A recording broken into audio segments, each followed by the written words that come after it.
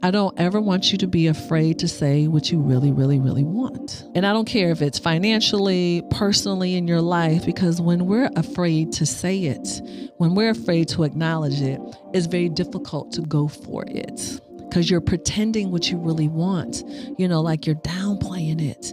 And I had done that all of my adult life. And then when I finally owned it, like I really do, I want to meet them. I want to have a relationship with them. Y'all, I went from not knowing anybody to finding everybody. And it happened like really, really, really, really, really, really quickly.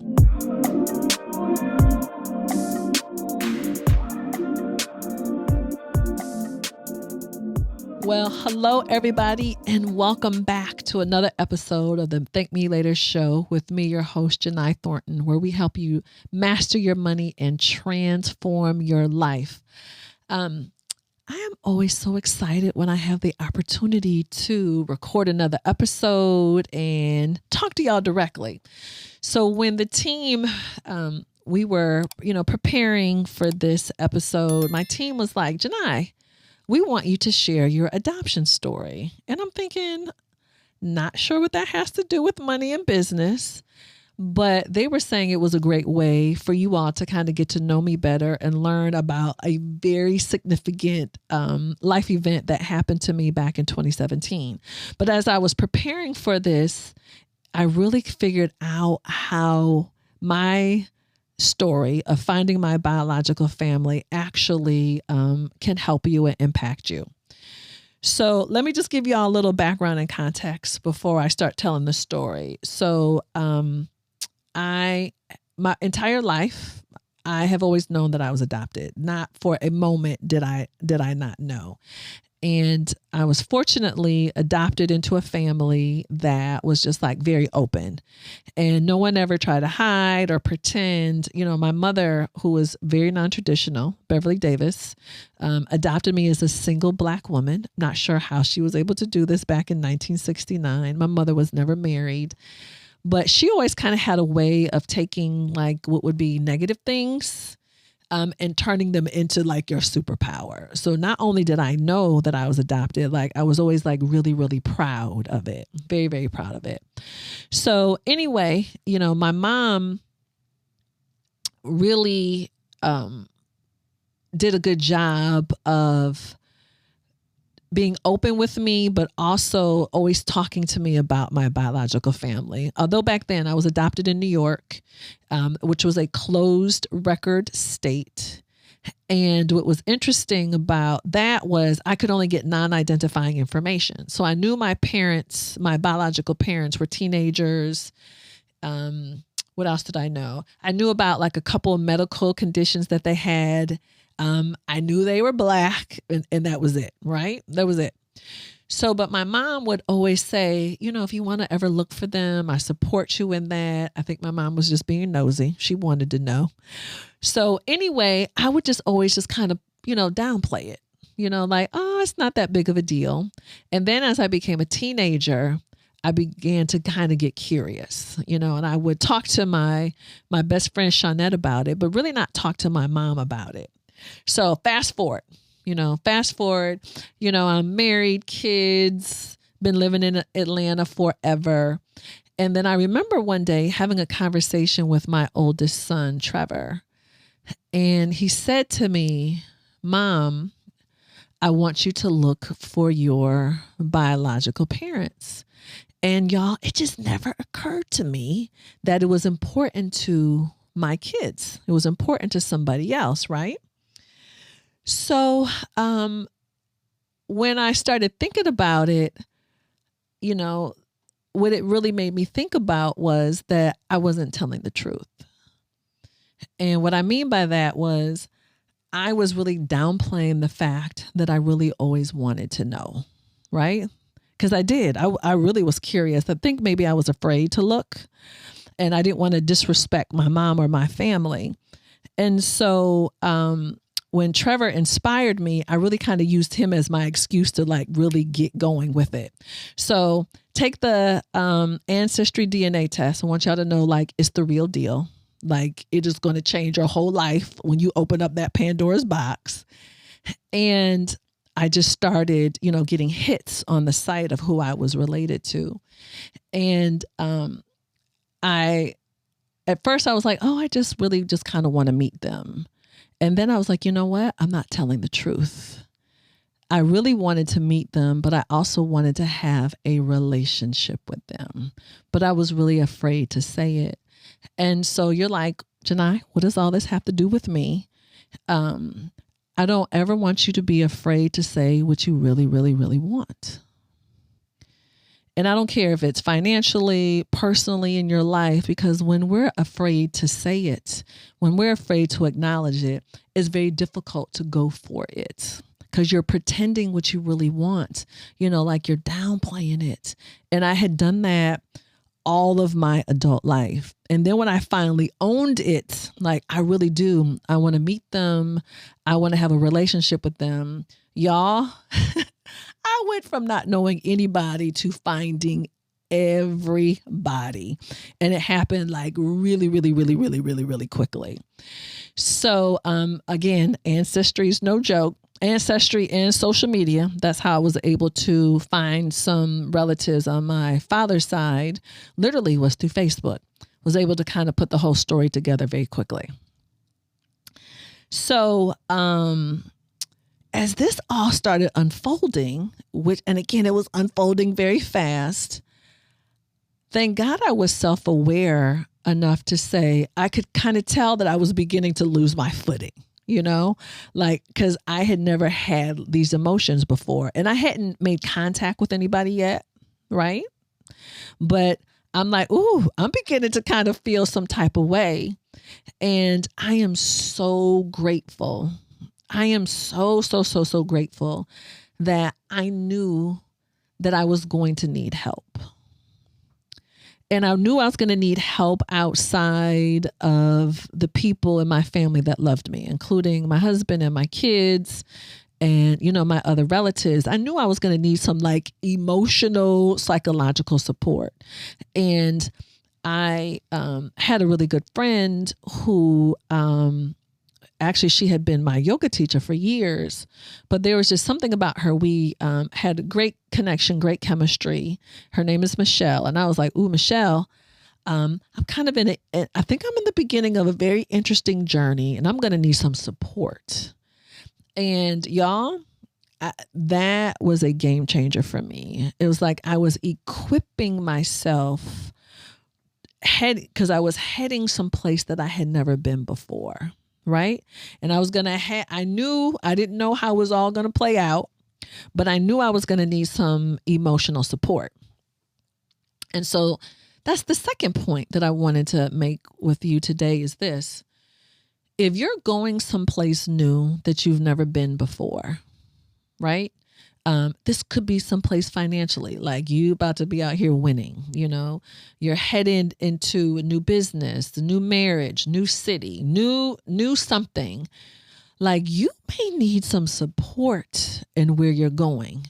And there's nothing wrong with that because I was getting the support, like I was talking to her, I was going to see her every single week, not once a month. I literally was going to see her every single week. And that gave me the footing I needed to be able to manage all this new stuff that was happening, new information, new emotions, new people. It was like, and think about it, y'all, I'm still living, still running my businesses, still married, still, got kids, still got all this stuff happening. And, I just knew that I just wasn't equipped and I got some help. So again, the lesson here is get the help that you need in a phase that you're going into because it could make the difference between just barely making it through it and like thriving through it. Okay. I need you to thrive through whatever it is. Even when it comes to money, like you got to make sure that you're ready for this next season. So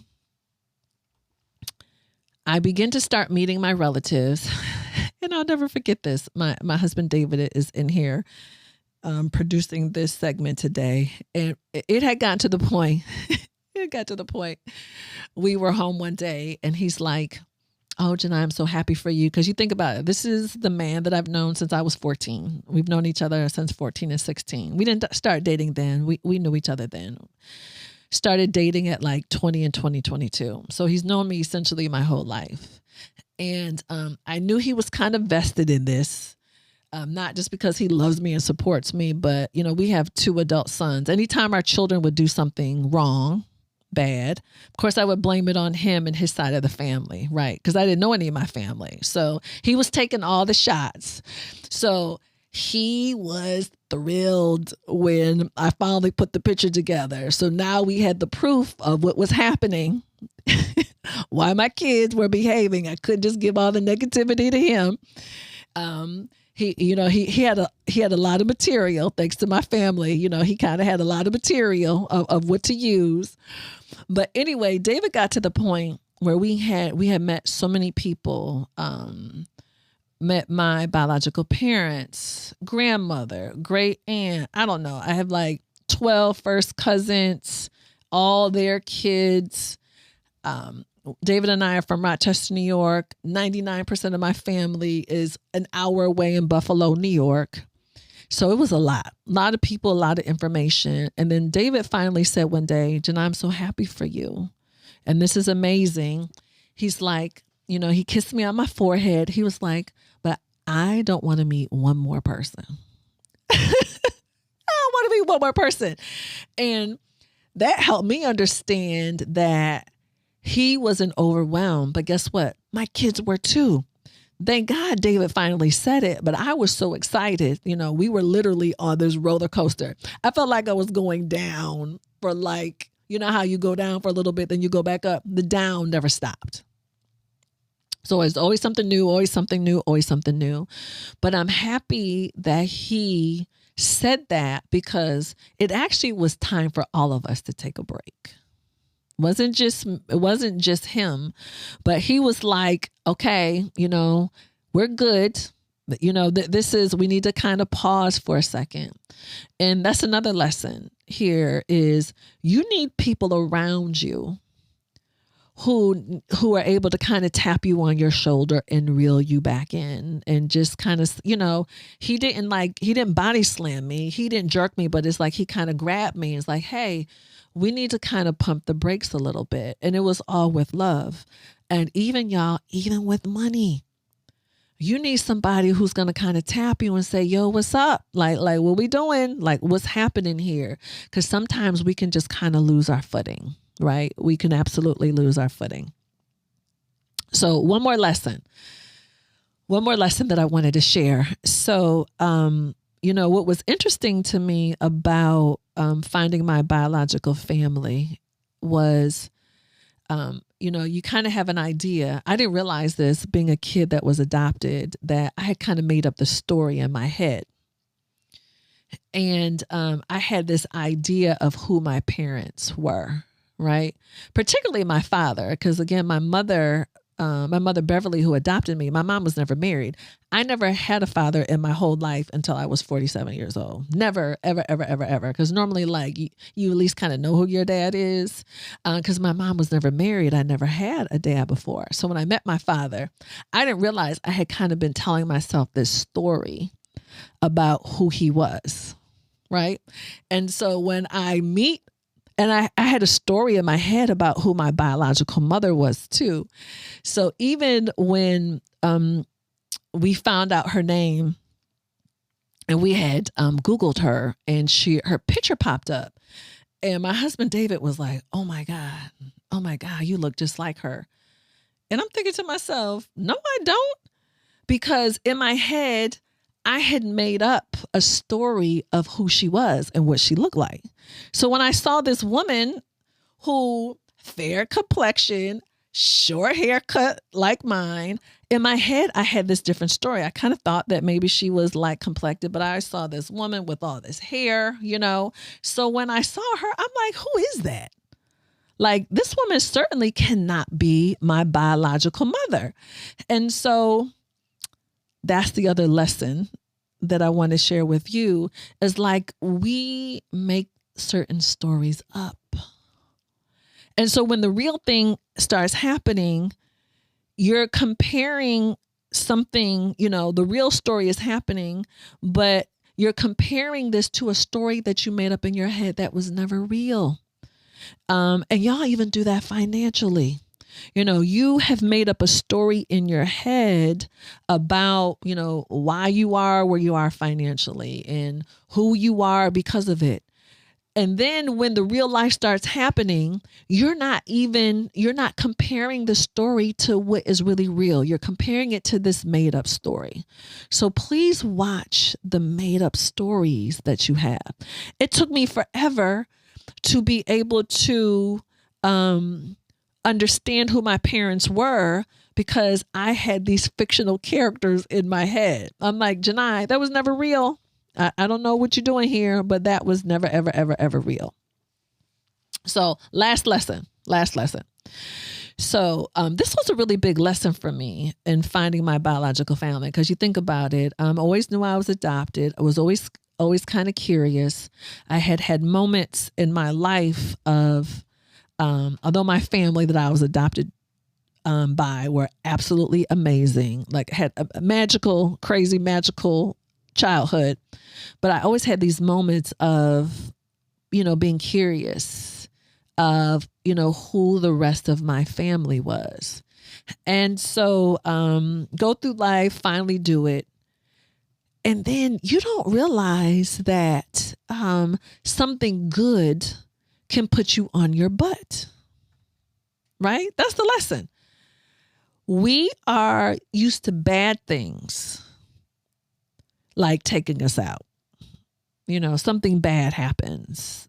And we know what kind is on the list of bad, a death, a divorce, some sort of conflict, some major financial problem. So you're used to bad things putting you on your butt. Very few people are prepared for something good to put you on your behind. And that's what happened to me. Finding my biological family is one of the most amazing things that ever happened to me. Almost took me out though, because I wasn't ready for something good to put me on my butt. So what am I saying to you?